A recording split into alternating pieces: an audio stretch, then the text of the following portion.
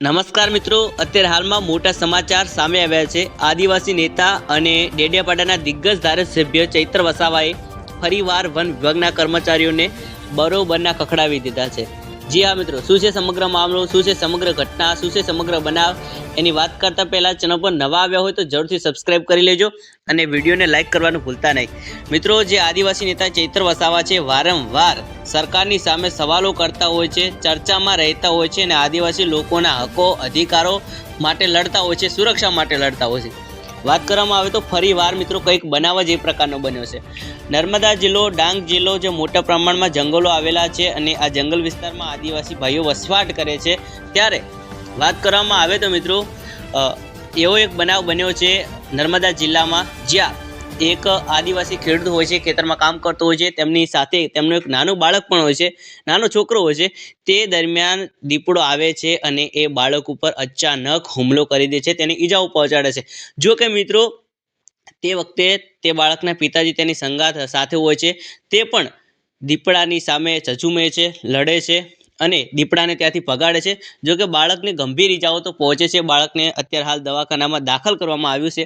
ત્યારે ચૈત્ર વસાવા છે તેમણે સરકારની સામે અને વન વિભાગના કર્મચારીઓ સામે, વન વિભાગની સામે સવાલો કર્યા છે અને તેમણે કહ્યું છે કે વન વિભાગના જે કર્મચારીઓ છે તેઓ શહેરી વિસ્તારમાંથી જે દીપડાઓ પકડાય છે એ દીપડાઓને અહીં જંગલમાં છોડી દેશે, રાત્રિના સમયે છોડી દેશે અને જે દીપડાઓ છે એ જે જંગલ વિસ્તારમાં જે વ્યક્તિઓ રહે છે, જે માનવ વસાહતો છે અને ત્યાં અવારનવાર ઘૂસી જાય છે અને જેને કારણે તે વિસ્તારોમાં રહેતા લોકો છે તેનો ભોગ બને છે। અવારનવાર આ દીપડાના હુમલાથી મૃત્યુ પણ થાય છે। થોડા સમય પહેલાં એક મહિલાનું પણ થયું હતું। ત્યારે મિત્રો, જે ચૈત્ર વસાવા છે તેમણે સરકારની સામે અપીલ કરી છે અને કહ્યું છે કે આ પ્રકારે જે દીપડાઓ છોડવામાં આવી રહ્યા છે, કોઈ યોગ્ય પગલાં લેવામાં આવે અને જેના કારણે ફરીવાર આવી રીતે કોઈનો પણ દીપડાઓ ભોગ ન લે।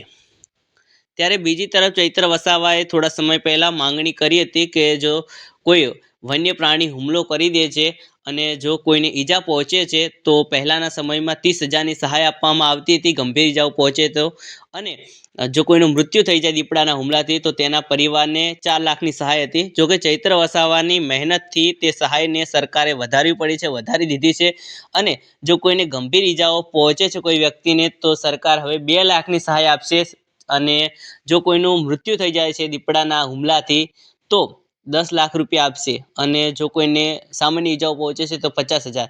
જો કે ચૈત્ર વસાવા કહી રહ્યા છે કે જે આ સહાય છે એને હજુ વધારવામાં આવે અને અવારનવાર જે આ વસ્તી છે, જે લોકો છે દીપડાના હુમલાનો અવારનવાર ભોગ બને છે, તો કોઈ યોગ્ય પગલાં લેવામાં આવે, દીપડાઓને આવી રીતે છોડવામાં ન આવે અને ફરીવાર કોઈ લોકો છે આવી રીતે ભોગ ન બને તે માટે તેમણે સરકારને રજૂઆત કરી છે, અપીલ કરી છે, વન વિભાગને પણ તેમણે અપીલ કરી છે। ત્યારે મિત્રો, આ વિશે તમારું શું કહેવું છે કમેન્ટમાં જણાવી દેજો। વિડીયો ક્યાંથી જોઈ રહ્યા છો પણ જણાવો। મળીશું નવા જ વિડીયોમાં, ત્યાં સુધી જય હિન્દ, જય ભારત, વંદે માતરમ।